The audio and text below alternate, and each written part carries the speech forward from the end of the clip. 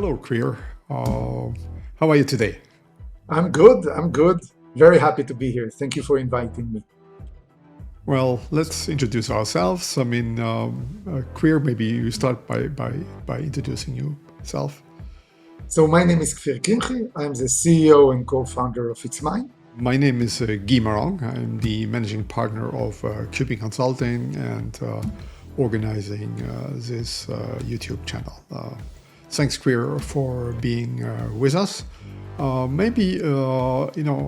have been around for a while and you are a pioneer, I would say, in your industry, which is, I call it information-centric security. Because for many years, we have, beyond the compliance days, we have essentially protected the container, because once we protect the container, we also protect its content.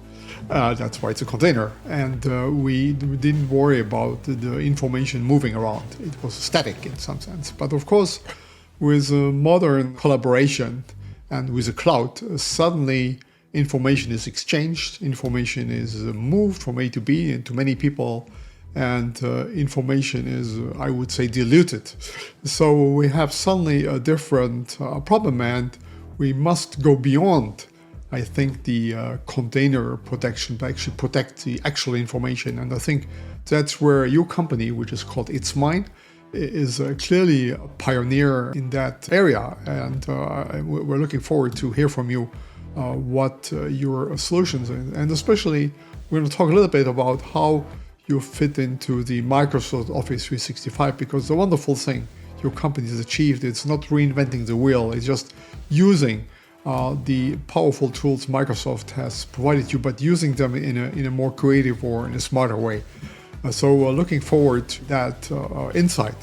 I think maybe a good way for us is to take it step by step, because obviously information protection is a very big area, and there are many things which are possible. So can you structure a little bit the different levels or tiers of protection you have introduced over the years? Back to you. So thank you very much again for hosting me. And I agree with you. In the end of it, we want to protect our files. We need to share it. Our users need to share it with a law firm, external lawyers, with external auditors, strategic customers that need to share files with us, enterprises that buy companies and needs to share information between the sub companies. In the end of it, we want to protect our files wherever they go, and basically that's why we created ItsMine. We are not a young company. We started the company almost 6.5 years ago. There's a lot of technology behind it, although again we are using traditional tools in order to make this available. And in the end of it, it's all about making sure that our data is protected. Maybe I will start by talking about external attackers specifically. Because this is I think that this is put us in it makes sure that we understand what is the different in ItsMine solution. So first of all, the solution is either sold as a solution that's called managed data protection, that is being managed by us, by our MSSPs, by the company MSSP, or it can be bought as a product that's called agentless beyond DLP. The unique value proposition, not only that we protect the company from data loss and data leakage, our unique value proposition that it's basically during a ransomware attack. Okay, today the new generation of ransomware attack are extremely dangerous because it involves data leakage followed by encryption. Which means that when you have when the CISO is arriving to his computer, suddenly he sees that he has a message from attackers that demand for a ransom because they are holding 2 terabytes of information, and the CISO sits and he doesn't have a clue. Is it correct? Is it not correct? What kind of data was leaked? And just to start to investigate and understand what had happened, the cost of this data breach immediately starts from very, very high. What ItsMine can provide you, it's not only the protection against, proactive protection against the data loss and data leakage. We can actually tell a company, hey, someone in Russia just used the file that for 100% they shouldn't have. This is a list of the 441 files potentially they have. Those are the files, not more than that, that attacker have. And out of it, we can see that there are 41 files that are critical files that we can kill them with one touch of a button, which means that those files will never be able to be used by the attacker, even though they're already far away outside the company. Again, as you said, it's all about sharing the data. Data is basically everywhere, in the cloud, in my external law firm, customers that needs to share files with me, and I need to make sure that my files are protected. Okay, this is naturally very important for regulatory requirement, for strategic customers that wants to share data with me, for insurance requirement. Okay, and the idea is how to make it simple. So to do that, to achieve the data loss and data breach, we are actually always looking at the vectors of attack and react to that vector of attack automatically, whether it is external attacker that we want to block, whether it is employees that is about to do a mistake and going to take important files and put it in the wrong location or sharing it with the wrong party. How can I protect this file at rest, in motion, and in use? And employees that are about to leave the company and might think that they want to take or delete files before they leave the company. Naturally, I want to make sure that they will not even try. Super. I think, especially most people who listen to this video will be concerned about how your unique approach, how to address the ransomware. I think that is on the top of the mind of everybody. But so that's a key application. But I think, as you just outlined now, there are so many other use cases you also can have. And I think what I was amazed is really that you if you are the CISO, you have actually, a toolbox of things where you can actually decide what you want to do, from actually having a general idea what's happening to your files, to tracking statistically, like what we call your certain critical zones of your data, let's say repositories, but not necessarily a particular one. And then you can actually move that to the next level of actually protecting those files or even killing them if necessary. Maybe you can explain a little bit these different levels of services you offer or use cases. If you want. I would love to do that and actually to show it around. So we separate that implementation, those use cases as you said, to 3 steps. First of all, we start with tracking for files on-prem and in the cloud. And to do that, again, completely with agentless solution, we connect to the cloud and to the on-prem file storages. So the Microsoft 365, the Teams, the SharePoint Online, the OneDrive, the Dropbox, the Google Workspace of the company, the local file storages, big NAS solutions like NetApp solution, we would be able at the first stage to cover everything that the user is doing, including all their folders in their laptop that they are syncing with Microsoft OneDrive. So what you can see here is basically that we have all the logs normalized. So whether it's Teams or SharePoint or OneDrive or Dropbox or NetApp, the logs will look exactly the same. We would be able to see here every action that the user is doing on the file, every delete, every copy, every movement of a file in one centralized location. So if something bad happens, I can search and understand what had happened immediately. Okay, we can look for a specific user before they leave the company, and we can see whatever that user did he can share it with his manager, and basically we can know what that user potentially deleted or took with him before he left the company. So we will always have that visibility, naturally without getting in too much details, but you can create kind of security cameras in specific areas, specific groups, specific users that you need to monitor on a daily basis or a weekly basis that you want to get a report. Or more than this, if you want to get some events, for example, if you have a strategic government account that is sharing data with you, and you want to make sure that anyone that is trying to access outside the country, you want to get an alert, you would be able to configure it here. But again, the first stage of the solution is to collect this information in case something will happen. And then we move to the protection level. The protection level, we are basically separating it to two different levels. You can think about it a little bit like basketball. We like basketball because it's making things a little bit easier to understand.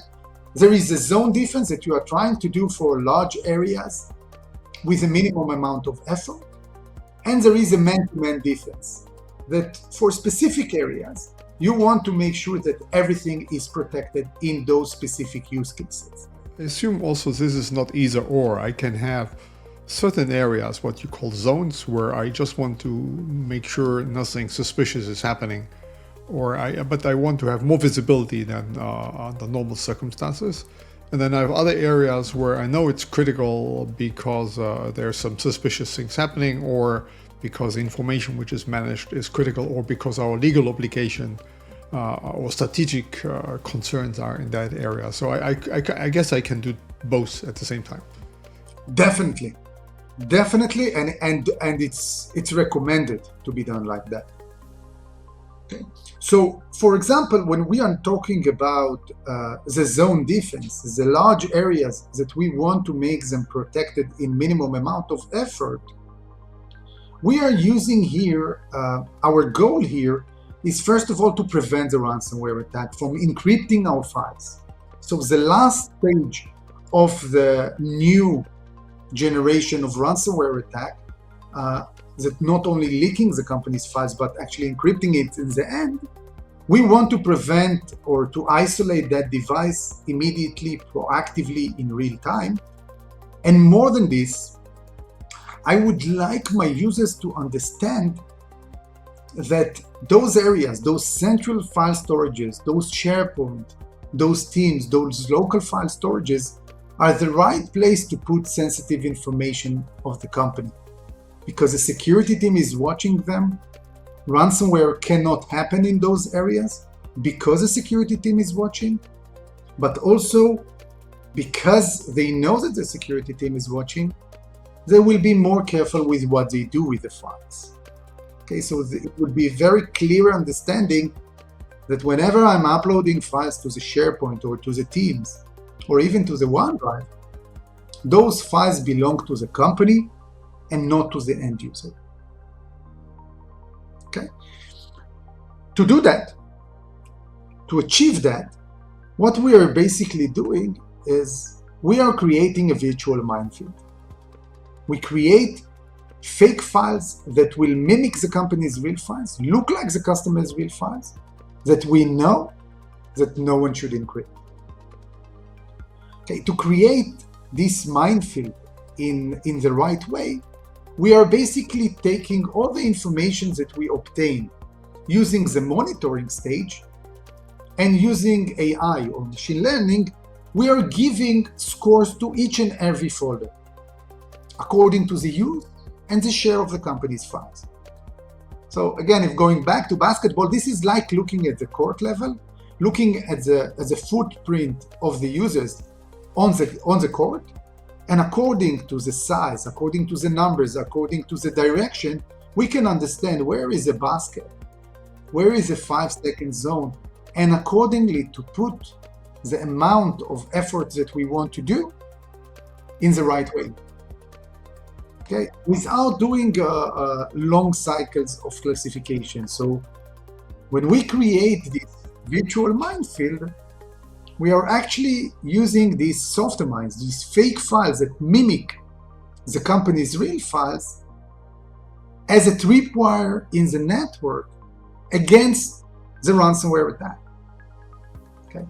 If we see any device trying to encrypt this file, these fake files that we are creating on a daily basis, we know this is a ransomware, and we immediately isolate that system. But when we see a user that opened this file, when the user will open this file, because this file is mimicking the company's files next to it, it will have the same file type, same size, same date creation, that modify. So it looks like the company's real files, even the name is similar, not exactly the same. But it happens when the users, by mistake, will open this kind of file.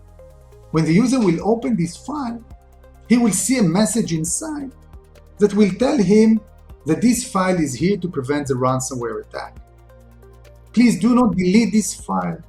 Do not move this file. It's here to prevent the ransomware attack. The user didn't do anything bad by opening the file, and this is extremely important. So we are using these soft mines as a speed camera in the road against our users, okay, which means that they know that it's here to prevent the bad guys. They also just a little bit slow down. I think when it comes to data, sometimes users have, I think we're not so mature yet in terms of, understanding the rules of information management or the rules of collaboration. Obviously, when we drive a car, we know what to do not to have an accident, even though there's hundreds of people on the street, and because we have learned over time, both in the, before we got our license to actually do it, to drive, and then later on in the real experience. Unfortunately, when it comes to data, we don't have a license. We don't have a training, not always a training program, even though we see the emergence of that happening.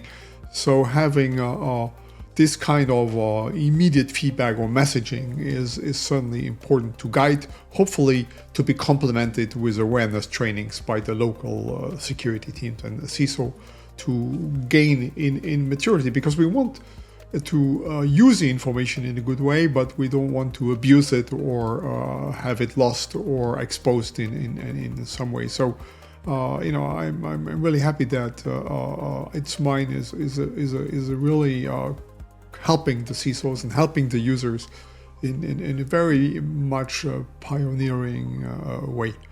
We have already, and there's still a few seconds. Is there any other feature you would like to share in this video? So I think that the last and definitely not least is the man-to-man defense. Okay, when we are talking about the areas that I need to share files with my external lawyers or auditors, when I have a strategic customer that needs to share files with me, and I need to make sure that these files are protected everywhere, we have the capability to create what we call the virtual vault on demand. We can choose any folder. It could be on-prem in the NAS solution, to choose a folder or a tree of a folder and to make it a vault. It could be Teams. It could be Dropbox. It could be cross-platform vault. And the beauty part about it is that every file that will be uploaded to the vault, every file that is going to be downloaded from the vault is protected everywhere. Okay. So when I'm doing this activity of the virtual vault on demand, I can know that my files will always call home, will always be protected, even beyond the company's boundaries, and will always be centralized back to the vault. I appreciate this man-to-man. I think it's zoned because we have suspicious areas, and we have focus when we have to protect very specific things, or we have very specific concerns. And all this really using the built-in, Microsoft information protection from Office 365. We're not adding anything extra, and I think that's really a powerful aspect of your solution. Yeah, That is very much correct. So the MIP is a very powerful solution. Okay, the capability of creating the data right management, the DRM capabilities of Microsoft Information Protection is really helping companies to know that their files will always be protected. Okay, the approach of Microsoft or DRM in general is that the end user is the owner of the file, and therefore before he sent the file outside, he needs to decide what would be the policy on that file. And then when he shares the file, the other person will get, according to his policy, he will have the access or will not have the access to use that file. What we did here is another layer of the MIP. Our goal here is to make those folders, that trio folders, to make them a vault, which means that the owner of those files inside the vault is a company, not the end users. End users know when they access to a vault that all the files that exist in the vault, every file that they will upload to the vault, will be protected everywhere. They do not and they cannot change that policy. Whatever they upload to that vault with their external law firm, that file will be protected with the same policy everywhere. And that's why we will be able to centralize and know what had happened. I always qualify that as sometimes I could say it looks like it's more sophisticated than that the protection, the policies travel with the information. Yeah, in some ways. I mean, it's the end result is like that, even though the technology is a little bit more complicated than that. And I think that is what most CISOs may be looking for, knowing that their information is spreading, and they need to, I think, focus more attention on this. And I believe that in a modern, if you look in the future, in an information security department, you may have a sub-department or team dealing with information who understands what information is sensitive, who understands the way the business is working. And I think your tool is really empowering them in some sense to do the work, and is really showing the way of the future. And hopefully we could convince a few people through this video that to have a look at your tools and see the future hopefully in the same way than we could perceive it. So I think we have basically covered the whole area. We'll maybe do in the future a little bit more dive-ins, because there are so many ways to protect the information. For today, I would certainly like to thank you, Kfir, for having the time and the patience to explain our listeners, what your approach is to solving this information-centric security problem. Thank you so much. Thank you very much for having me, and again, looking forward for the next time. Thank you.